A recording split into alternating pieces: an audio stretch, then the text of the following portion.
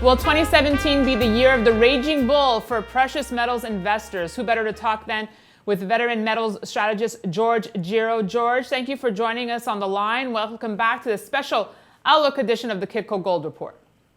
Well, thank you very much for having me. I think it's been a very interesting, wild ride for gold. And I think the big question everybody has is, where does it go from here? Right. And I think where it goes from here can't be answered in a short-term outlook without first looking to see what happened. Because the lows in open interest in gold with a 1,234 price were 373,257 contracts on February 1st.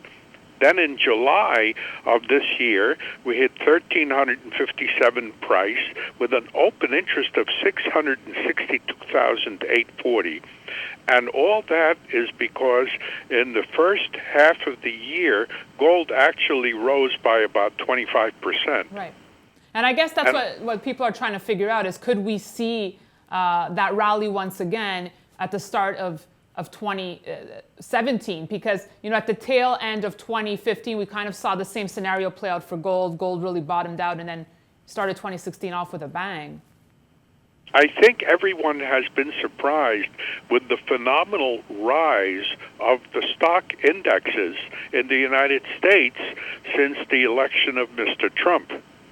And President-elect Trump has actually been a very interesting component of the gold up and down and the wild ride and this major up move in stocks. And I'm actually very surprised that gold hasn't gone a little bit lower because of all the selling by holders of gold who had to move assets by allocators to stocks.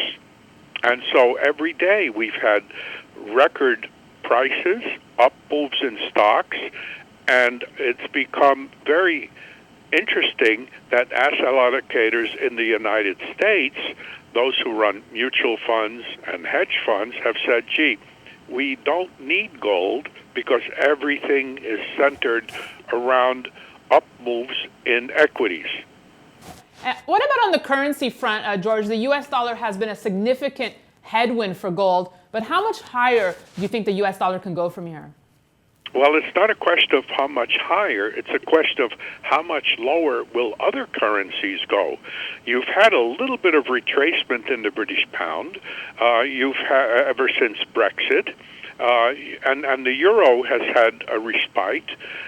So higher rates usually mean a higher priced currency.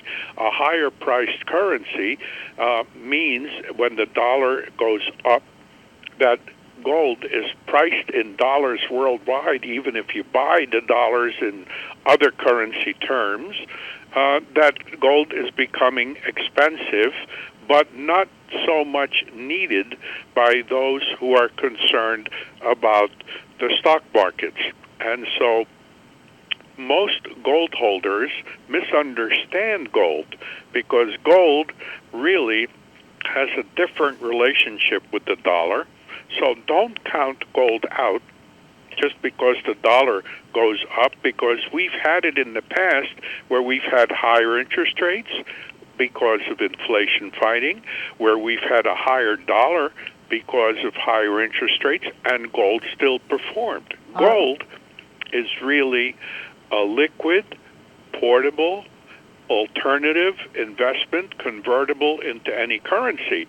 And if you lived in Greece, or if you lived in Venezuela, or if you lived in some other countries where you have had currency problems and impairments, you probably opted to be in some gold.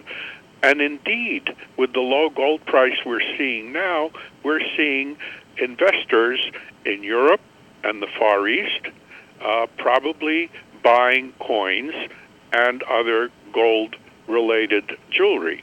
In India, you've had some problems, and the reason is that in the beginning of the year, the Modi government had a pretty high tax on gold, so that dampened enthusiasm. And in China, you've had lots of fluctuations for a lot of different reasons. Recently, there have been some currency curbs tried out. And so probably by the end of the year, around the new year, you'll probably see some more demand coming from China. Thank you, George.